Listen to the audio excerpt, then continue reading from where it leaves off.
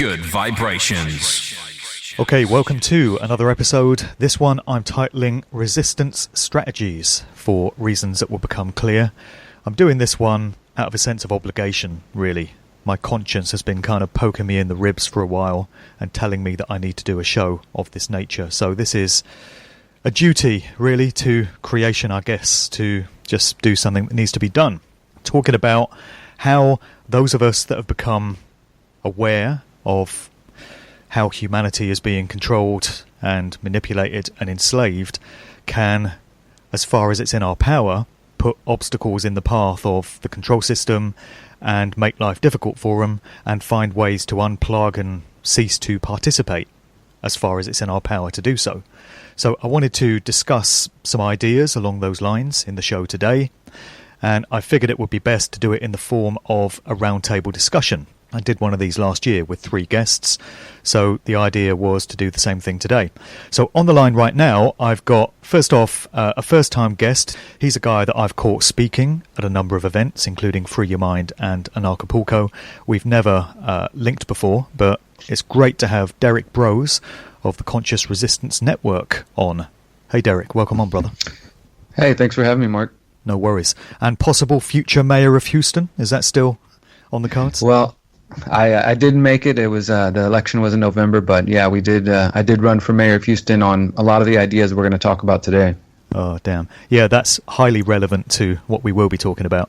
We've also got Jo Lomax back on the series. Jo took part in the debate that we had last year on veganism and plant-based diets and the social engineering aspects of that, and hasn't that one been ramped up in recent times?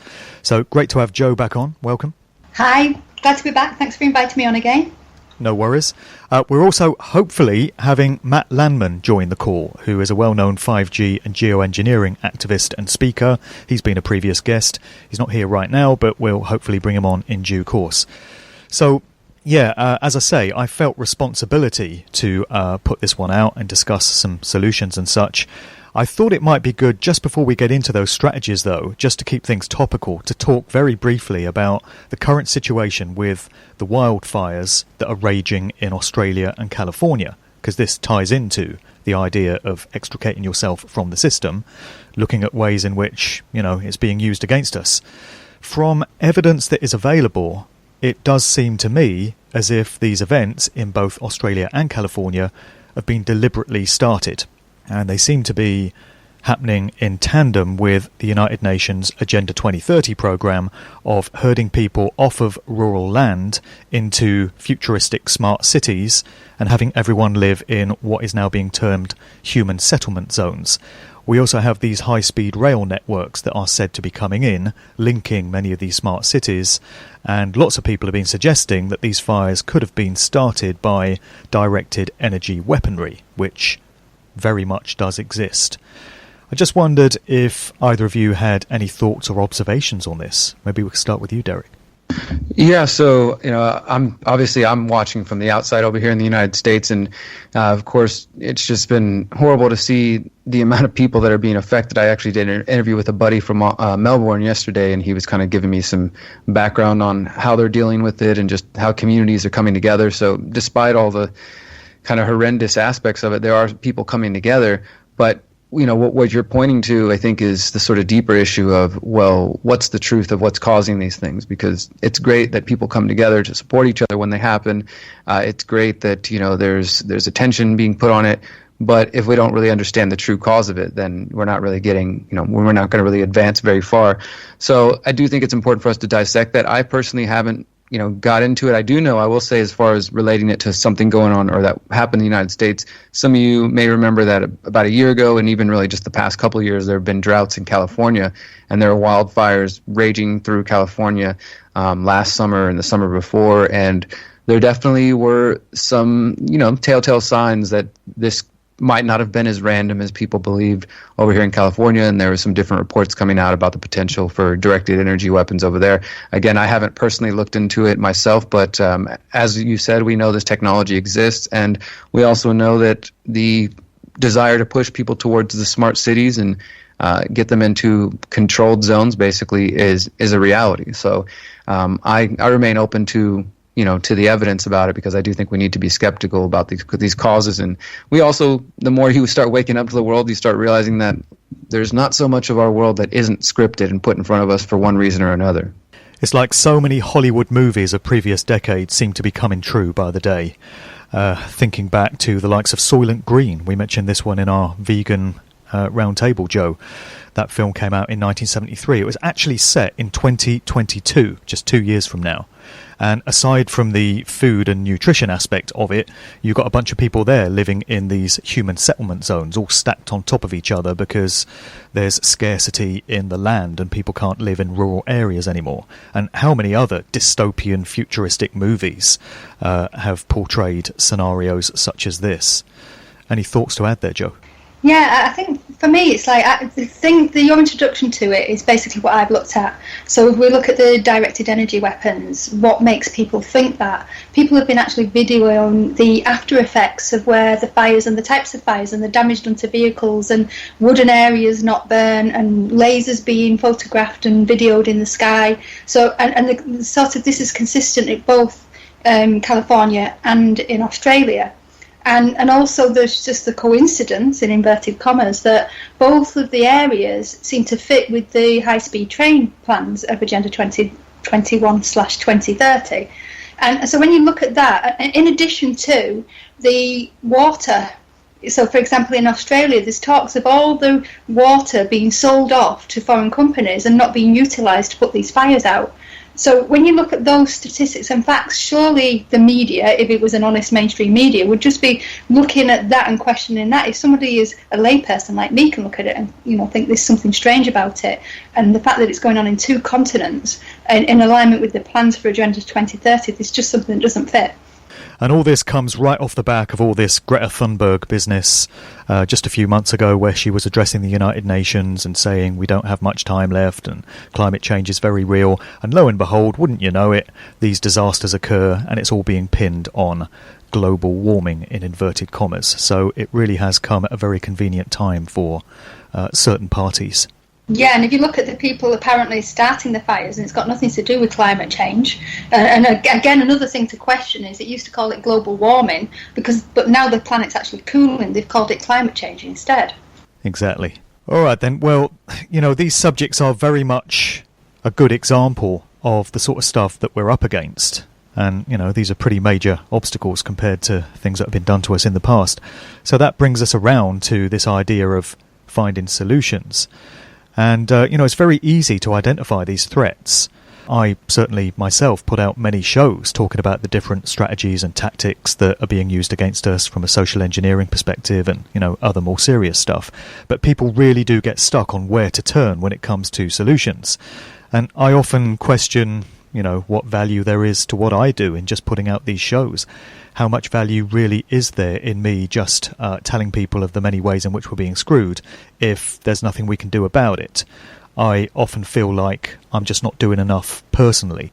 So it strikes me that many of the ways that we can unplug from the system will actually be quite simple, and maybe it's things that we miss because they're so simple, and they're things that we can do on an everyday basis. So maybe we can get into some of those. I mean, just by way of a couple of examples, I've mentioned on many previous shows that I personally don't rock a smartphone. I never have. I've never had a smartphone. I've never used an app in my life. I wouldn't even know where to start. I've just got an old school mobile phone and I use it to make and receive calls and texts. It's obviously a very small thing, but it is assisting in holding back this agenda to get everyone on smartphones and, eventually tied into the smart grid Internet of Things. And then on top of that, I've never personally used sat-nav. I still go out in the car with a paper map by my side. And if I get lost, I use my map reading skills to work out where I am and where I need to go. And I feel that's a human personal skill that's getting lost as everyone just relies on the technology to do it. So there are a couple of very simple examples of things that I do myself or choose not to do. But there are probably many others, so maybe we could discuss some of those. Derrick, any thoughts? Yeah, absolutely, and I appreciate your examples there, Mark, because those are things that I find myself also participating in, and to the point of whether you're talking about the navigation, GPS, or smartphones in general, there are a number of ways, and I often have this conversation with friends as we kind of look at other people. I'm 30. I just turned 35 myself, so I definitely grew up with the internet, but I also remember the age prior to the internet. I remember leaving voice messages to people and not necessarily being totally plugged into people, and now we have this sort of expectation of consistently being plugged in and responding immediately. And so I can kind of remember things prior to this, so it's interesting for me to watch that and watch people my age, and I have a younger brother as well, who are extremely connected to it and who lack various skills. Like, for example, like you said, you use a paper map to get around, and if you get lost, you figure it out. I'm the same way. And folks who haven't had that experience or who have been completely reliant on GPS don't even know their own neighborhoods, their own towns, their own communities. And people if laugh they do at me get for lost, it. People think it's hilarious that I use maps and don't have a smartphone. And it's a way, I think, to keep us, and for me, look, I'm not anti-technology. Obviously, we're communicating right now using technology. It's not about that. It's, for me, personally, it's about maintaining some of that human spirit, some of that human, ingenuity, and not being completely dependent on these devices and these tools, because while there are conveniences to them, and there's a beautiful aspect to being able to connect and reach people around the world and share conversations like this from, one continent to the other, there are also these more subtle ways that we start to become less human, where people, like Google, which is mostly what people use, Google Maps, is already making decisions for a lot of people in the sense that it tells you to choose this road over that road. And there have been plenty of times where, for example, a friend's running Google Maps, and I bike everywhere. I live in the city I live, so I know the roads very well. And, I can tell him, like, actually, that's not the fastest route. Let's go this way. And then we end up, beating the map and doing something a little faster. But even if you choose not to do that and you just let the map guide you, it's a very subtle thing, but it's starting to make your decisions for you, which is what these companies and the sort of what I'm calling the technocratic state, the technocratic world order is wanting. They want people to make less of those decisions themselves. So I think it's really valuable to do something as simple as write down the directions, even if you don't necessarily use a big paper map. Like you're describing, somebody could easily be on their computer at home and look up the directions, write them down, and write the appropriate information and take that with them. And I've done that before as well. And so there are different steps we can take. I would add to that list, I don't use banks personally. I try to limit my involvement with banks and certain institutions at all, because I do believe that if we're trying to create a better world, that we have to find ways to be consistent with the values and the principles that we talk about or we believe will achieve a better world.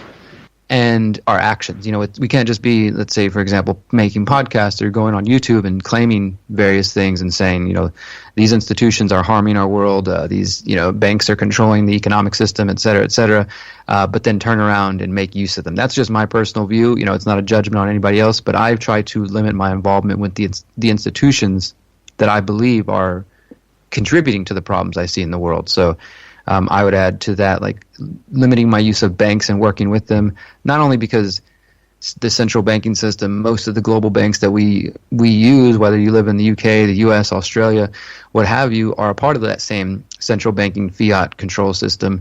And, that they're also funding various projects around the world that cause, damage to the people, to the environment, to the planet. I think there's a healthy way to look at how these banks fund projects, not only private mercenaries and a range of things, getting into human trafficking even, and drug smuggling and things like that, that for me there's enough of a reason to say I'm going to find ways to take my money out of this institution, to keep my money elsewhere, or to do my business elsewhere. And of course, it doesn't necessarily always make life convenient in this digital world, but that's, again, their whole goal, is they want to make it very difficult to operate in a way that's not plugged in. Sure. And that brings in the whole issue of cash, because we're being coerced towards a cashless society. In certain countries, they're pretty much there. Sweden and different parts of Europe. I've been there myself, and you have to pay for everything by card. It doesn't matter if you've got cash in your pocket, it stands for nothing. So we need to continue using cash as far as possible, for as long as we can. Don't use these automated machines at the supermarket or different stores. Just go up to the human cashier, keep them in a job, and pay with cash wherever you can. It's another one of these very simple, everyday things that people can do. As long as it's seen that there is still a public demand for cash, it's going to be that little bit more difficult for them to try and withdraw it without some kind of, upset on the public's part. Do we have Matt on the call now? Yes. Hi, Mark. Thanks for having me. Hey, welcome on, brother. Glad you could make it. Yeah, pleasure. Just to let you know, I'm EMF sensitive, right? So I was trying to do the phone from just my phone because I've reverted back to a flip phone, but I ended up being able to get on the internet. So thanks. I've reverted backwards in technology. It is hard to believe that I've got all this traction online and I have an online company and whatnot and do all this stuff, but I do it all from a flip phone, believe it or not. Well, how are you finding life on that? Because I'm someone that doesn't use a smartphone either, as I just said. And people laugh at me and they wonder how I cope. I cope very easily, actually. It's not a problem for me at all. So how are you finding life with a flip phone? More human than ever. I've started making more eye contact with people. And really, once you start to learn about the 5G tech, I mean, everyone's going to be carrying around essentially a little weapon on them, and I'll be even less social than I am now. But I think it's really important to see the slippery slope and acknowledge that and to live by example. When people see, it's not really a flip phone, it's a slider phone, so it's got this little tangible keyboard. But when people see it, especially the youth, I have a 5-year-old friend who saw it the other day and thought it was the coolest thing ever because it's so throwback, they don't even know what they're looking at. It's like breaking out cassette tapes nowadays or talking about landlines. It's like it's so in the distant past that it's almost forgotten already. Yeah, like vinyl records had a resurgence. Maybe these phones will as well and become cool in a retro way. Exactly. I mean, the awareness needs to come from somewhere, and it's exactly that, showing people that there are alternatives. People say, oh my gosh, can you get 4G on that phone? And then I explain, yeah, I can do everything that you can do except for all the crazy emojis and the internet access, but when I need the internet, I can get it. And usually I have a wired internet connection, but I'm so bouncing around and getting all these new places to live that I just don't have the wired internet where I live. You don't have to run your life off your phone. That's what computers are for. I do everything I need to do on my MacBook, laptop, and I don't want to be permanently plugged in to the internet. When I'm out and about, I enjoy being able to have some time away from all of that because I know what I would be like if I was permanently online and I had a device that connected me the whole time. I would never have any time away from it, knowing the type of person that I am. So I welcome the times of the day where I don't have access to the internet. It's a great thing.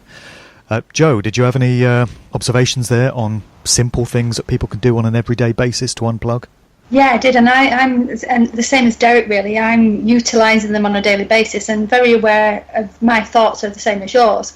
And it really, you get hooked in. It's not because I don't want to use it or I want to use it. It's because my colleagues and peers and people I'm doing business activities with, they're all using it.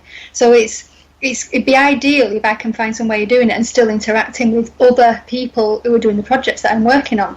So, for example, one system right now is WhatsApp. And everybody seems to be communicating on that because it's so simple to upload things, share things, and I feel like my phone's constantly going and I just want to throw it away. And I'm really entertaining the idea of how can I manifest that. The other thing that I wanted to add to the list is the use of Amazon and Google and those massive organisations that have pretty much captured the marketplace. So, for example, the convenience, because we all become a convenient, quick response kind of society, and I'm as guilty as the next person, but I know that local businesses, buying local, growing local, making choices like that is what's going to combat this overall strategy to centralise everything. It's a difficult one with Amazon because I sell my books through Amazon. So on the one hand, my books rally against the new world order and the control system that we've got, and yet the books at the same time are being sold through Amazon. But I'm communicating information that is hopefully liberating and empowering for people, and so Amazon becomes a means to an end. It becomes a tool to get that information out. So it's a bit of a double-edged sword. It's like the internet itself, I guess. The internet it is Facebook. The internet can be used to control and surveil, but it can also be used to convey incredible information. We wouldn't be doing this show otherwise. It's exactly right, Mark. And Matt here. And I have a Spero cell phone bag where you put your phone in and it turns your phone off and you can disconnect temporarily. And the slogans that I'm coming up with are, ever wanted to kill your phone temporarily, or unplug to recharge with the Spero cell phone bag. You probably got one in the mail, Mark. I did. They're just these, they're bags lined with silver. But what they do is they show that silver literally eliminates that signal, that EMF radiation, the RF signal. And if it's utilized effectively, it can protect children with baby blankets or heads with the Spero cell phone caps and whatnot.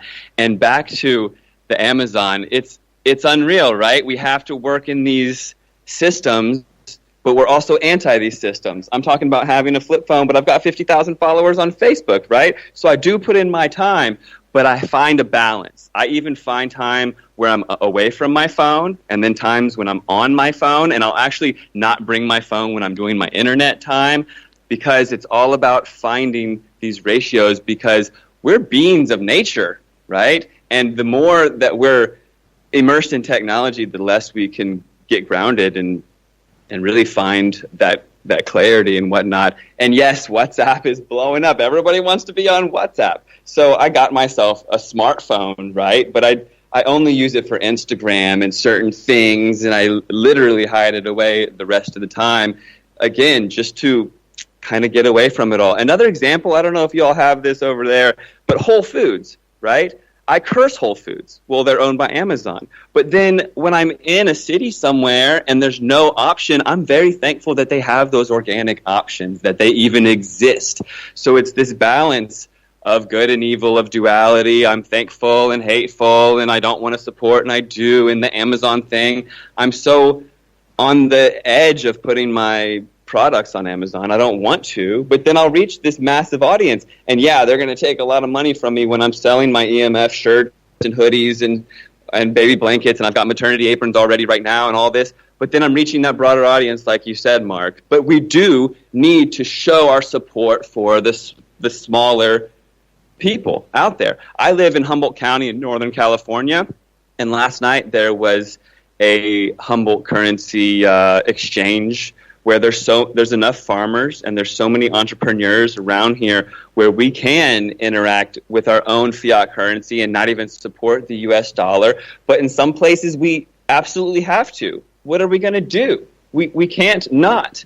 But we can spread the awareness that there are other options, barter and trade. And if you do some research and learn about these things, we live in this world where there's this unlimited amount of information, but it's being scrutinized, well, not necessarily scrutinized, but it's being covertly tweaked so that the information is only what they want us to have, right? And we live in the age of information, but it's so much covered in lies. Like, look at all these different truths out there, whether it be EMF radiation or the vaccine agenda or GMOs or whatever, chemtrails, all these different things. The information is there, and we have it at our fingertips, but it's so absorbed and covered with lies that we still have to see through it. Everything has a duality, right? So we can create our own fiat currency. We can learn about the Ithaca hours. This fiat, having your own currency thing in the United States at least, it started in Ithaca, New York. They called it the Ithaca hours. And what they did is they started just trading their own currency. And they said, look, I've got milk, you've got vegetables, we've got this, we've got that. Let's get away from our just slave money. I mean, if you look at the currency and look at the representation behind it and look who you're serving when you even identify with this currency, there's witchcraft and black magic, and you know all about it, Mark, with your symbolism in your book. And how are your books going anyways? Let's talk about that. Well, they're going okay, man. I mean, I've just brought out my novel, The Cause and the Cure, and just to focus on the narrative of that for a minute, it's incredible how quickly we've been plunged into this technological world that we're talking about here today. Now, my book is set in 1990, 30 years ago, and I really wanted to draw attention to the technology that was around at that time versus what we have today. And so in the narrative of my book, you've got things like people fumbling around in their pockets to find a 50-pence coin to put in a phone box in the street because they need to make an urgent call, because nobody had mobile phones back in those days, or very few people. No such thing as the internet. People were faxing each other. Remember faxes? you've got these two young guys at the centre of the story, and their mates, and instead of going out to football and going to the pub and going clubbing and stuff, they're into spiritual knowledge and getting wise to consciousness studies and things like this. And this one guy has these cassettes that he gets sent of May Brussel lectures and radio shows from back in the day. May Brussel was a pioneering conspiracy researcher way before David Icke and all the others. So he gets cassettes, and then he's got books, and this guy is delivering lectures, this consciousness guru, and he records them on cassette and then duplicates the cassettes and puts them out. And that was the technology that was around back then, and it's only 30 years ago, which is not that long ago. And now here we are running our entire lives off of digital electronic platforms, and people think nothing of it. And Derrick, you said you're 35, so you're right on the cusp. You've probably got some memory of those times. I think the rest of us are a little older, but we really are the last generation that provides a bridge between the way things used to be done and the way things are done now. And I feel the responsibility rests on us to bring some sanity and some clarity and just kind of keep that connection back to simpler times alive, if that makes any sense. Yeah, and I do remember those times, like I was saying earlier.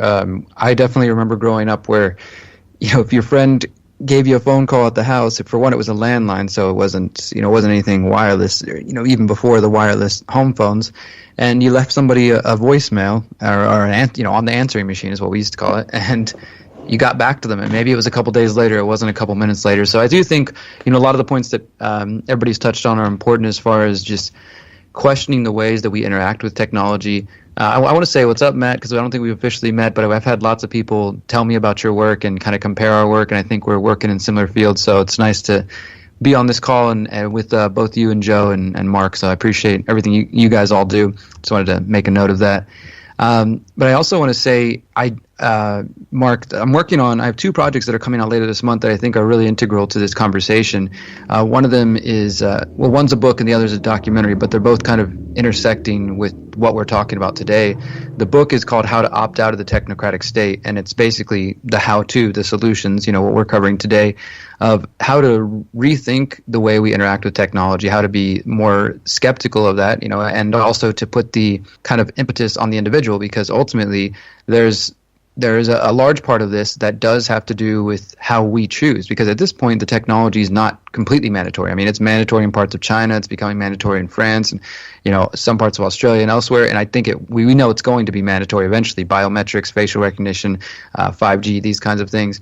But right now, when it's not mandatory, we still have a decision to make, and through our decisions, we can influence other people around us, especially those of us who are choosing to be content creators and going out there and putting our faces out there as activists and doing things. People are paying attention to what we're doing. So by taking the steps that Matt was talking about and what you were talking about, Mark, as well, and just trying to encourage people to be skeptical, to not immediately go buy these. I think the latest, what I saw recently, was the hottest Christmas selling item in the U.S. was the home assistants, the Google Nest and the Amazon Echo and all these different things that people are putting in their houses, which, as we know, are just surveillance devices. They're just listening to them and monitoring their activity. So I'm trying to encourage more conscious skepticism and getting people to see there are solutions we can talk about. There are ways we can, reduce our use of this technology. We can pull our money out of the banks. We can use alternative currencies or create new forms of interaction, barter networks, and things of that.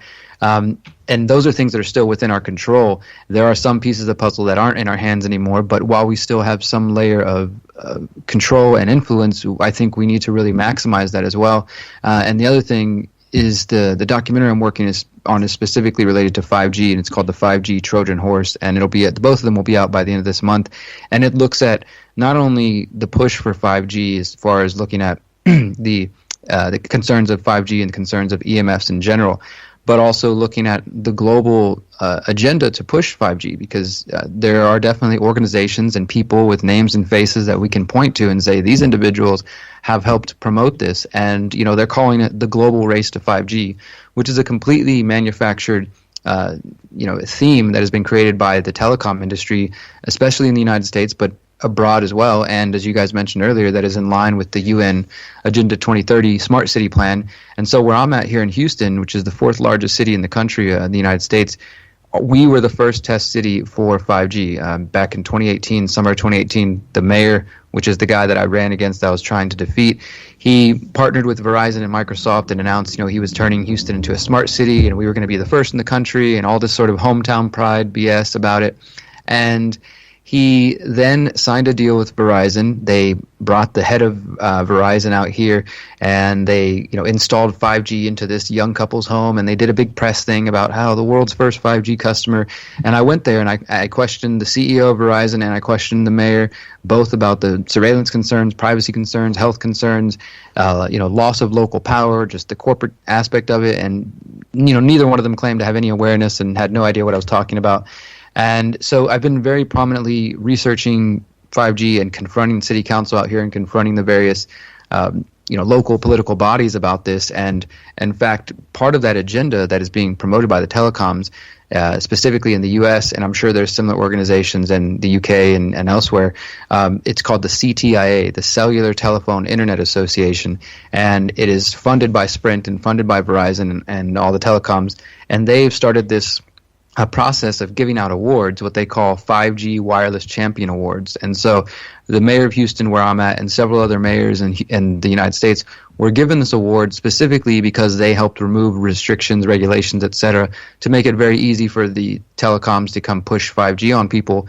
And so the mayor was given this award. He signs these contracts with these companies. I've questioned him about it, gone to city council. He refuses to acknowledge that there's any concerns. We've been really trying to build a movement out here, and there are definitely people in different parts of our city who are now starting to question it, from the poor neighborhoods to the wealthier neighborhoods that are very much against this. And so it's something that I've been pushing on locally, and that's one of the reasons why I did decide to run for mayor, because I wanted to be able to kind of broadcast that message to a larger audience.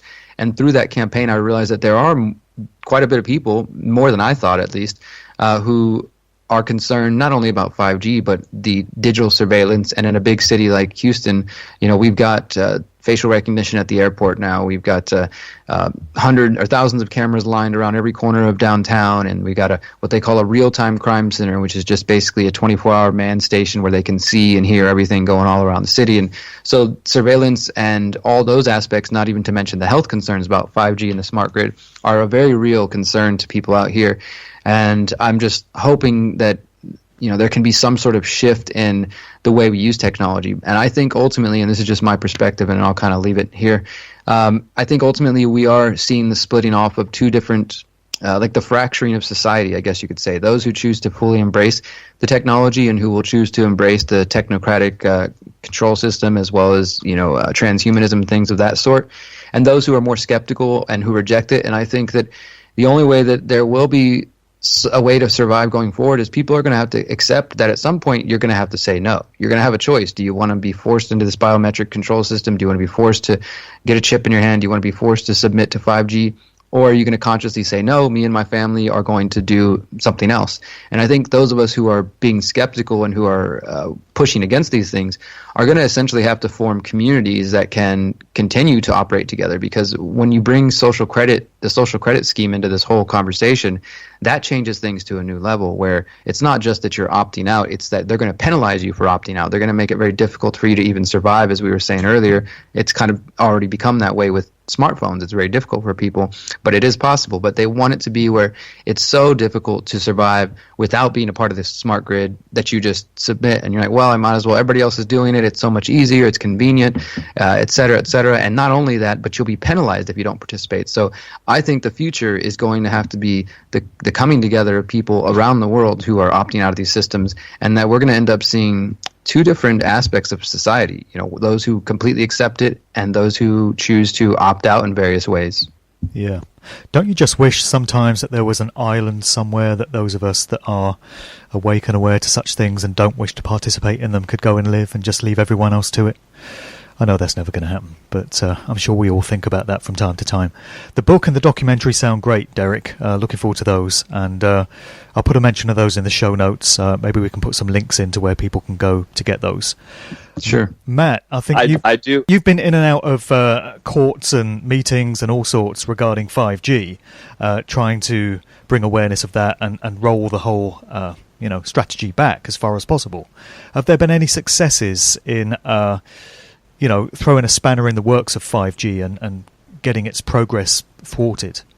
Loaded question, Mark. And yes, I'd love to talk about that. And the answer is always yes. Activism is always 2 steps forward, 1 step back. I mean, we're dealing with the masses, and it's about planting those seeds. And I'd love to, and thank you, Derrick, for the props. I would look forward to getting to know you better, and I'm really happy to be on this call. So firstly, I'd like to talk about KISS, K-I-S-S, and then I want to get down to the slippery slope as well, and I'll get there. So for the 5G activism and bringing it to the people, and I'm so glad that you're bringing it to the people of Houston, brother, I've really honed in on what I try to take a step back and see how they're pushing it, right? And they're really pushing it hard like a space race, like everyone needs it, even though it's not a race, but they claim that we got to get ahead of the technology for some reason and not even take into consideration human health impacts and all this. But for the 5G, it's really shrouded in misinformation and confusion. There's talk of 6G, 10G, satellites propagating the 5G wave. All of this is disinformation when you learn about it. And I tried to understand the 5G because I saw so much fear-mongering around it. I couldn't even get to the bottom of what the heck it was on the internet. I had to go to the library to get around the disinfo, and then it became really simple. I've got a master's in business, and the business degree is kind of simple, but kind of like not at the same time. But the KISS principle is K-I-S-S, keep it simple, stupid. And when you can hone in on the keep it simple, stupid mentality, it really helps to bring forward information to the masses, to the people, because everyone's on these different levels, and not everyone's a radio frequency technician, electrical engineer, not everyone's a meteorologist, not everyone. I mean, that's why the white coats can tell you to inject poison in your body with the flu shot, because you're not a doctor, and you pass on the ability to think for yourself because of very structured, ingenious Edward Bernays campaigns and whatnot that say, trust us, we're the experts. But the keep it simple, stupid is for 5G, just like this. 5G absorbs. That's it. 5G absorbs. 4G, Wi-Fi, all this other tech, it goes through brick walls, right? And it's based on the size of the wave, But to keep it really simple, 5G absorbs into everything it hits. And then to make it a little less simple, but to explain, and I just want to break this down because it's important information. Everybody listening should know this, okay? So we've got a radio frequency, and this is what we're surrounded by is radio frequencies, and it's this invisible light. But we've got AM waves, FM waves, baby monitors, wireless, everything, smart meters, Wi-Fi, Bluetooth, all of this wireless tech, all of this smart tech, all of the tech around us, it's radio frequency waves. And the radio frequency spectrum is just like light, but light like we can't see. Just how infrared is just outside our visual perspective, but it's there, but we can't see it. So is this radio frequency propagated waves, okay? And so imagine an AM tower on a mountainside. That's like a bright sun shining this light that we can't see, and the light travels quite a distance based on its properties. And then we can tune into the AM radio wave right where we're at, right here, right now. And you pick it up because there's this light shining, but it's all around us and we can't see it. So how did it get so far? It's based on its properties, how big the wave is, the size of the wave. So when I say size of wave, I mean from peak to peak. All right, so the size of an AM wave is 1,000 feet, and that's the largest radio wave that exists. So the radio wave spectrum ranges from 1,000 feet all the way down to 1 millimeter. That's the absolute smallest radio wave is 1 millimeter, okay? And the absolute smallest radio wave is 5G. The width of a penny is 1.5 millimeters. So we've got these waves 1 millimeter in size that absorb into everything they hit. Bees, water, trees, people, brick walls, everything. It's pretty much archaic technology to utilize, to propagate, to carry information around. It's more a weapon than anything, but that's it. So do you want a phone or that's emitting this signal, or do you want to be around this technology in a wave environment that absorbs into everything that it hits, including you? The other technology doesn't absorb. Right? We're still getting sick from this other stuff that doesn't even absorb into us. But the 5G, it's 1 millimeter. It's nothing like the other technology. An FM wave is 10 feet. It goes through everything. It goes through everything, brick walls, everything around it. Even Wi-Fi, it modulates, but it's about a foot or 6 inches, but it goes through stuff. So the keep it simple, stupid, there it is. And the slippery slope, Both of you guys, awesome. I'm so glad that these books are coming out. And Mark, I can't wait for your book. That really resonated with me. And it's such a slippery slope. My father would yell at me from the other room when I called and said, "Hey, can I talk to Johnny?" He would say, "May I talk to Johnny, please?" Right? And when someone called, my father or mother would answer the phone and say, "Oh, who's this?" I was like 13 years old. "Oh, who's this?" "Oh, you want to talk to Matt?" "Okay, what do you know, there was a filter between me and my peers, and it was my parents. Wow, that was my lifetime. A filter between me and my peers, my parents. With these rotary dial telephones you used to have, parents used to put locks on them so you couldn't turn the dial so their kids couldn't use the phone. That's how old school I am. Wow, I didn't even know that existed. So that's amazing, and I'm 39. So now we've got literal Snapchat, and the stuff that goes on there, I don't even want to go there, but the kids have no filters, and they have access to all of this unreal ideas and propagandized information. They get told how to think by the device in their hand that pulses at a rate that disrupts their ability to think for themselves. Inundated with blue light that causes macular degeneration that'll lead to blindness in 20 years. They'll be blind in 20 years from all of this blue light they're being exposed to. Their circadian rhythms being totally thrown off because of the blue light. So blue light acts like UV, basically. So whenever you're shining this phone in your face and the sun's down, you're totally thrown off your endocrine system, your hormones, your serotonin, melatonin levels, all these things. And it's what happened. It's one generation. So this slippery slope, 1990, your book is set. I've been going back and watching films from that era.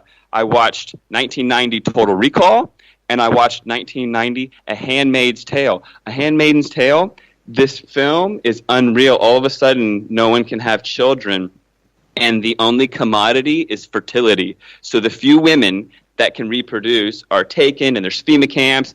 And oh my God, if you guys haven't seen this movie, you have to watch it.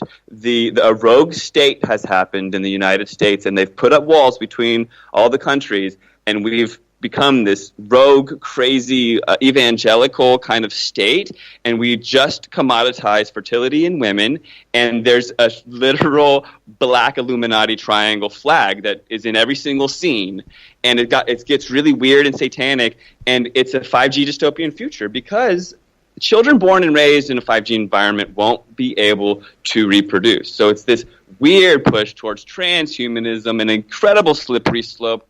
And we do have the option to say, no, I'm not going to abide by this weird dystopian Elon Musk version of humanity where I put a USB-C port in my jugular. I mean, seriously, people are lining up for this kind of thing. Because why? Because Joe Rogan smoked a joint with Elon Musk, and now this guy is cool enough that you want to become a robot?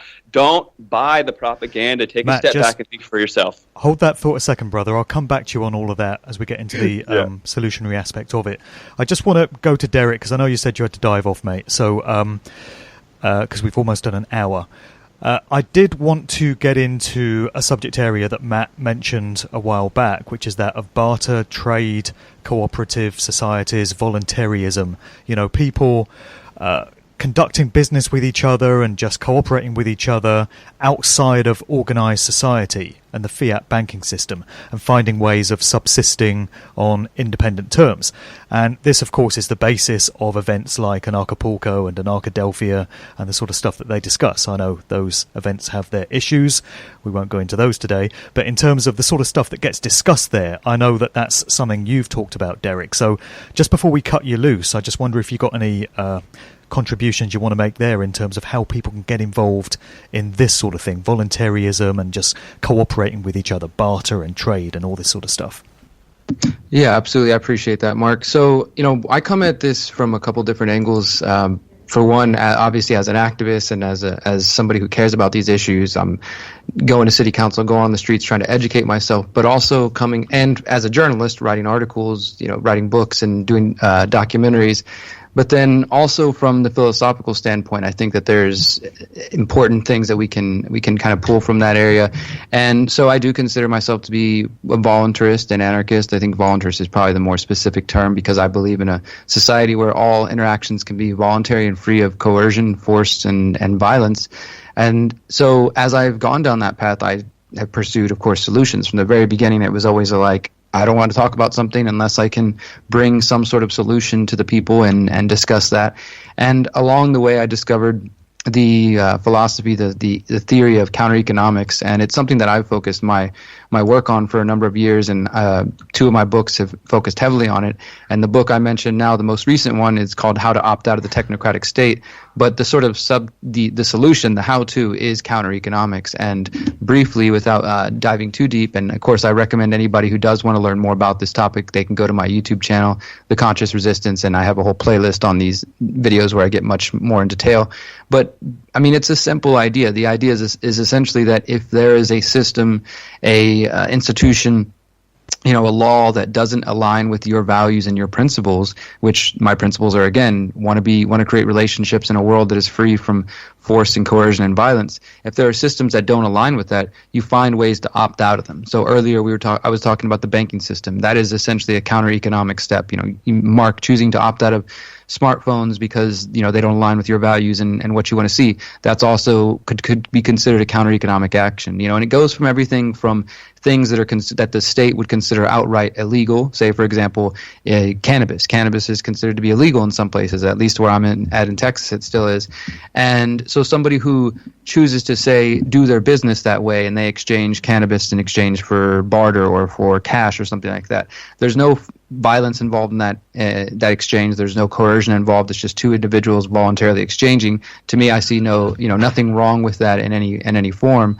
And so that would be considered a counter-economic act because the state says it's illegal. You disagree. You choose to do it anyways. And instead of feeding tax dollars into that system, that money can stay with you and within your own community. And the idea is that as more people sort of wake their consciousness to this reality, that we could start to pull not only our financial resources out of the system, but our moral support, our time, our energy, our spiritual support, everything away from that. And that's what I was kind of hinting at earlier with creating a parallel society. I think that's essentially what it's going to have to come down to, is that people who opt out of that mainstream system start to come together. And I believe it can be done using small mutual aid groups, what I call freedom cells.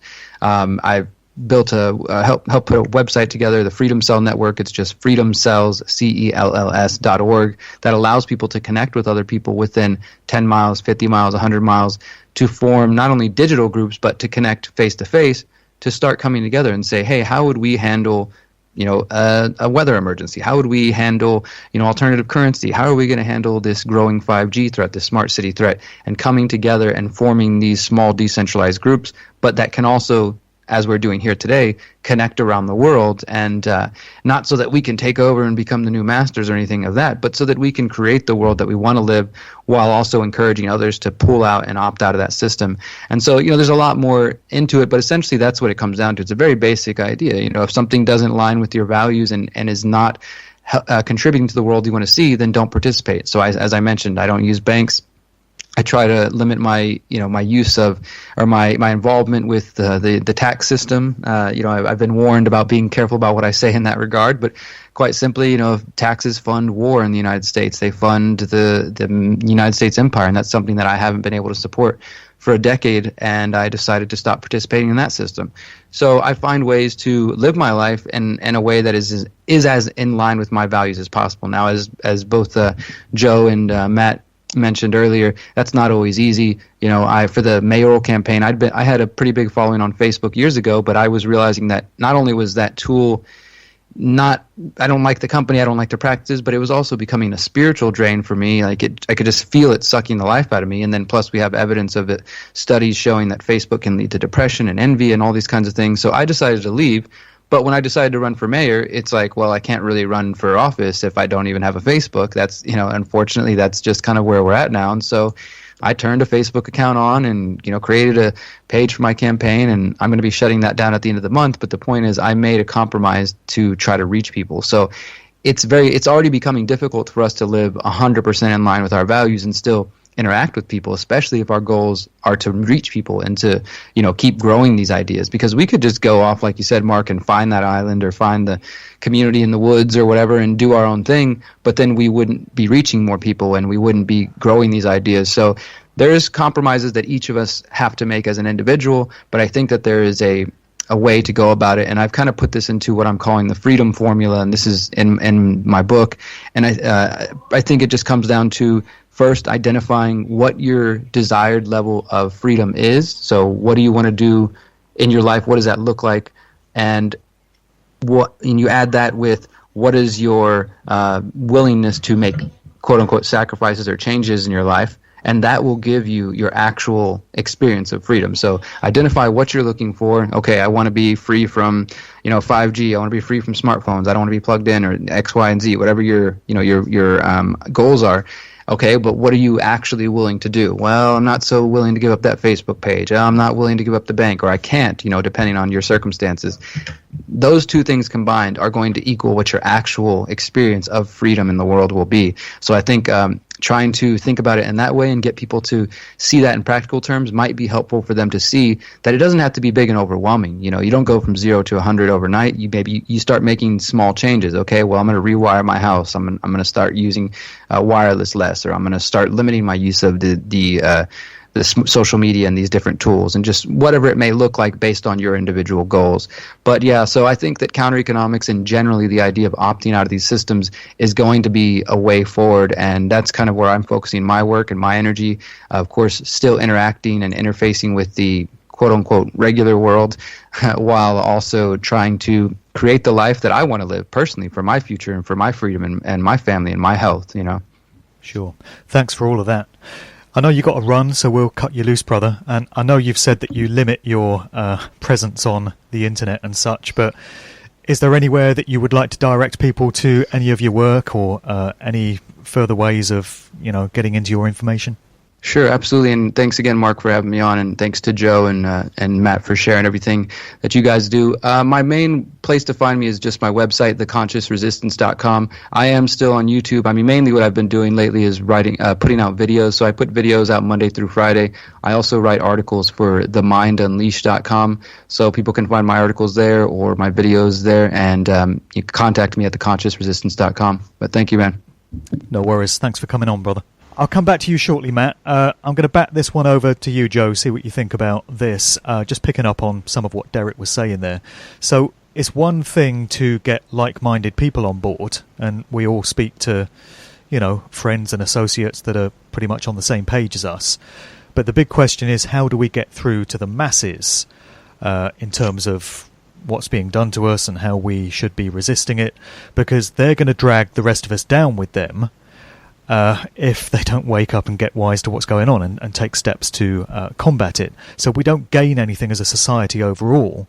We're just in our own little bubble trying to resist it, but, still having to be a part of things. Mark Passio talks about this, and he says, one of the reasons why he gets so pissed off at the ignorance of other people and he gets so angry is because they're dragging him and his like down with them as a result of their refusal to look at truth and to address human freedom. And so he's having his rights taken away by other people's ignorance, and I feel that's a fair point. But how do we achieve this? Do you feel that we have to just leave things to get worse before they get better? Do we have to be content with that dynamic and just allow it to take place and let things get so bad that even the most stubborn members of society are forced to address the question of what's going on, because daily life will have changed so much from what they previously knew that it becomes blatantly obvious that something is going on? Oh gosh, yeah, you've just actually raised the question where my biggest dilemma has been lying in the past year, really. So, as you know, Mark, from previous conversations, for the past 7 years, I've been constantly posting, constantly looking at things. I've had this insatiable appetite to know the truth. And if I give an example, just stepping back a little bit into the 5G forum, and it links to what you're saying. So I set up the We Say No to 5G in Hull page, just did it on the back of people feeling helpless. And as a result of that, there's weekly meetings now held, and we've got together some really excellent people. But as we start to get together, what you seem to find out, there's lots of disinformation from people trying to take us off track.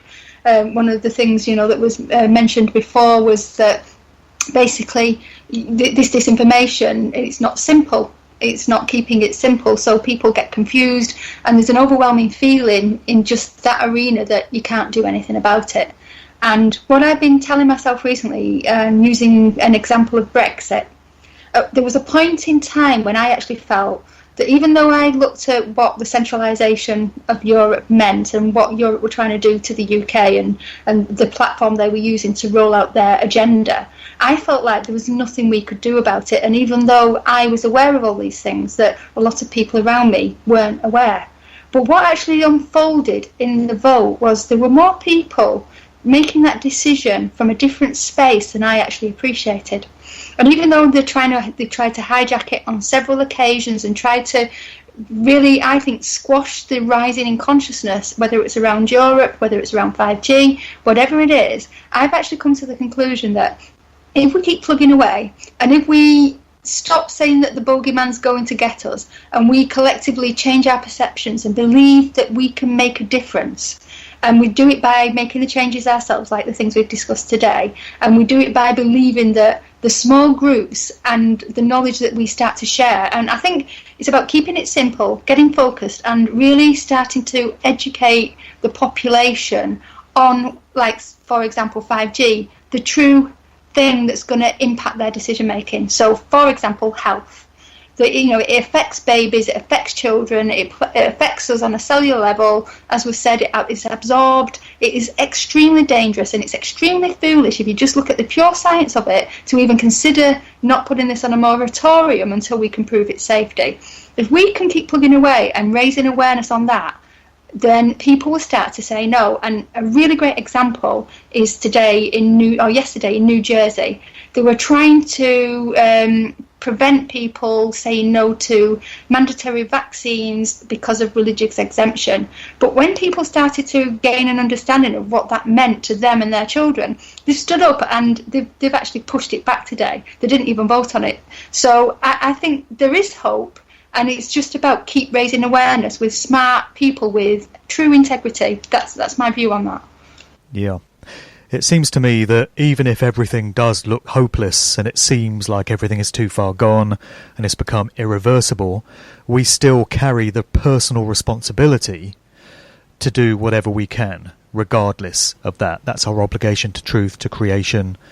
We just have to give it everything we've got. It's our karma. And the choices that everybody else makes is theirs.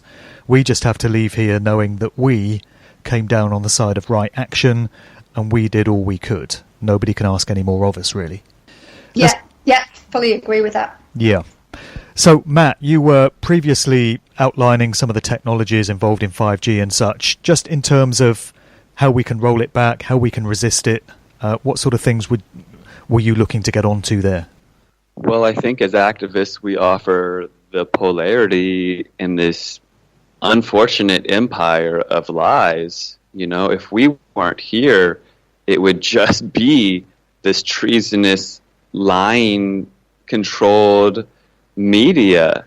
Thank God for you, Mark, and us, because, we play a very important role. Every action that we have is a success. Back to your earlier question of how things were going, it's important to lead by example and to even show that there is a counter side. I've got no 5G shirts and flyers, and I go to city hall meetings and whatnot, and then I do my best to get that information out there. Even if I go to a city hall meeting and the message isn't received very well by the mayor, well, I'll get that footage filmed and we'll cut it, and it'll be seen by 100,000 people online, and then they'll write down the words that I said in my very precious 3 minutes, and maybe they'll bring that forward. The 1 millimeter size 5G wave, it bifurcates cells. It causes cellular division leading to cancer, essentially. It's so small and so impactful that when it absorbs, it bifurcates. It's a bifurcation process, meaning it causes cellular division at a cellular level, leading to all sorts of problems. So one huge success that I did have, and I encourage anyone out there to look this up, if you can't find it online because of censorship, it's on my website, actualactivists.com, on the 5G tab on the top. But it's titled Best 5G City Hall Meeting Ever. Best 5G City Hall Meeting Ever. And to me, it is, because I've spoken at about a dozen of these things in Arizona, Oregon, and California, these 3 states in the western United States. And a lot of them haven't really gone that well, to be honest. We stood up to the Verizon, the telecom agency, the telecom company in Danville, California, and the mayor said, "Oh yeah, we're not going to let them in." And then Verizon slapped him with a lawsuit, and the city backed down immediately. They didn't want to make national headlines. You know, these people that are in office in these small communities, they're just like, they're random people. They don't have balls. They're not trying to be activists. They don't care. They're just in the wrong place at the wrong time as far as they're concerned. And maybe they're getting bought. But in Larkspur, California, we went and spoke. And I'm going to these city hall meetings, and you would not believe it, Mark. Brother, it's unbelievably inspiring. Aside from the fact that me at 39 years old, I'm the youngest one there speaking, but the people stepping up are Nobel laureates. They're attorneys. They're brain doctors and philosophers and psychiatrists and PhDs and all these Harvard business, everybody you could think of, the cream of the crop, the best of society, right? And they're stepping up saying, I've done the research and I do not want this out front of my bedroom window, right? So we stood up, we got in line to give our 3 minutes in Larkspur, California, this small city in Marin County, Northern California, just outside of San Francisco. And as we were standing there giving our 3 minutes, and I get up there and I read what I had jotted down about all of this, you know, how I see it, right? And not being able to even talk about the human health impacts and saying that we don't consent and that there's been no safety studies and all these things, okay? Well, we were interrupted by the vice mayor, okay? So there's the mayor and there's these two other vice mayors, and we're speaking to them with their attorneys, and this is our 5G, you know, evening. And we're interrupted by the mayor, and I'm rolling my eyes like, come on, can we at least get our 2 cents in, please? And he says, we've got to do something about this. Me and my wife were in the neighboring city, and they were testing 5G, and we witnessed firsthand a flock of birds drop dead in front of us. He said he heard this whoosh noise. He swears it came from the 5G experiment, and these birds died right in front of them. And he says, is there any way this could have been the 5G? And guess what? We had the research, and we pulled out these Hague studies and all of these different things that say, yes, not only can it disrupt their navigation, but when it hits the birds, it could literally kill them. I mean, this has not been studied aside from being perfected as a weapon, the active denial system. Right? It's been studied, but only as a weapon or a body scanning device. But the human health impacts are not clear. And to have the mayor and the other people behind, like, who I thought were not behind the people, for them to really speak out and to say, what can we do? How can we stop this? So I got the coverage together and shrank it down into like 40 minutes, you know, and it's online. And it's very empowering and inspiring to see that. So I encourage people to look, listen, and share. But like I said, it's important, really quick, it's just important to get out there. You never know what kind of impact you're going to have. It's every day, a little bit at a time. Your energy and your voice is your weapon, but you start these conversations and you plant these seeds, and these people don't have exposure to this information. The 5G realm has been shrouded with disinformation and fear, and people are left disempowered because they don't understand. It seems it comes down to personal experience in so many cases, in terms of people finally waking up to the truth of certain matters. You know, how many parents have we heard of who started to look into the damage that's caused by vaccines only when their own kids suffered damage after vaccination, became autistic or whatever? How many people looked into the scam that is the cancer industry when a close family member got cancer? You know, they wouldn't have thought to look into it before, but when it hits that close to home, it gives you a very personal reason to wake up and start to address these things. So maybe that's what it's going to take. People just have to be personally affected in some way. And there are so many things being launched against us that in anybody's life, it's only a matter of time before they are personally affected by one of these things. Well, everyone has their spiritual journey, and everyone is shown the path, right? And I believe that everyone's on their individual journey, and they will see the light in time. Everyone is on that path towards the light. It's just, you know, each flower blooms on its own time, you know what I mean? Mm. And it strikes me that people's contributions or measures that they can take to retain their freedom will be dictated by their personal situations, and particularly their family situations. it can be an entirely different situation for those of us with families, with children that we're responsible for, than those that have no such ties. I mean, I know that I would be living my life in a very different way if I were just a single guy with no ties, rather than the family man that I am. I only woke up to any of this stuff after I had 2 kids. So I have certain responsibilities towards them, and that dictates or limits and restricts, I guess, in some ways, the things that I'm prepared to do. But if I was just one guy out there on my own, with the risks only weighing down on me rather than any dependence, I'd be doing things rather differently. So it's going to be like that for everyone. It's going to depend on their own personal situation, their family situation, even their financial situation in terms of ways that they can get involved. Any thoughts on that, Jo? Yeah, I mean, first of all, I want to say that, considering you do have 2 kids, as you put it, you do an amazing job, Matt. Just the work you've done on the books and the presentations you've done and the knowledge that you've got out there, it's tremendous. So, please give yourself some credit for that, because you are very, very good at getting your information out there. I appreciate that. Yeah, and with regard to, just the impact on families, so again, going back to the 5G, for me, it's about educating people, how it impacts them, and what's going to have the biggest impact on society.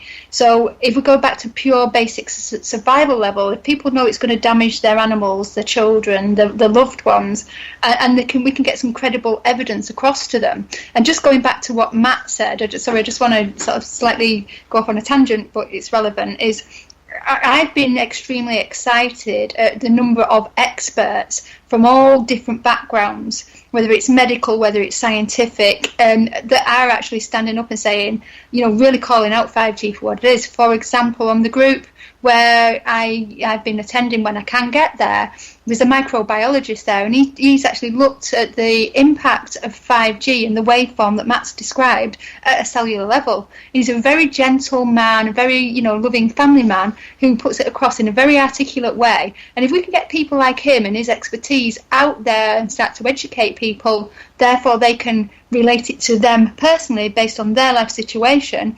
Let's face it, 5G, for anyone who's in the know, it impacts us all thoroughly. There's no question about it.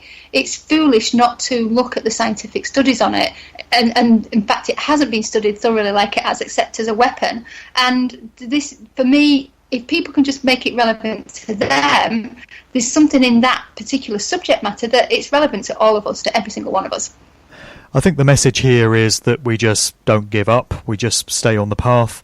I mean, I personally have some very dark days when things just seem hopeless to me and I just despair and I can't see any light at the end of the tunnel.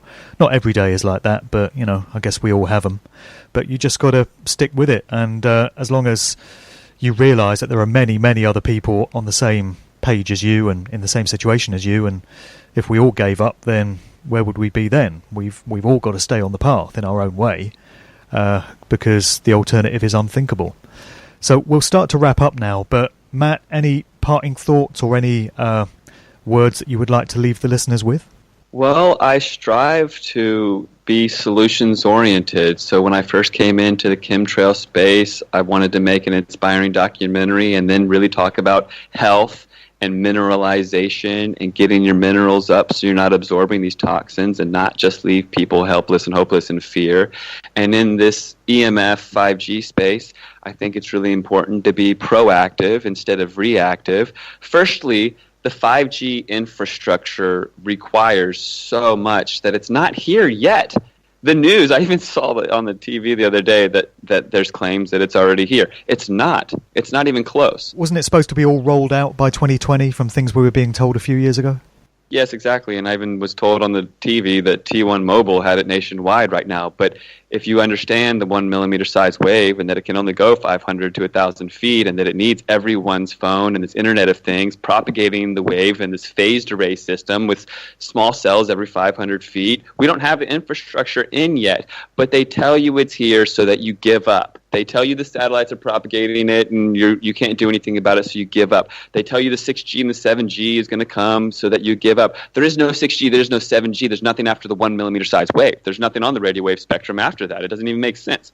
But they throw that propaganda out there to disempower you. But if you get proactive instead of reactive, For instance, bringing the information forward in a calm, collective, simple manner, steering people to the truth, and even stuff like my clothing line, Spero. I called it Hope. Spero is a Latin and Italian Spanish word, hope, or I hope.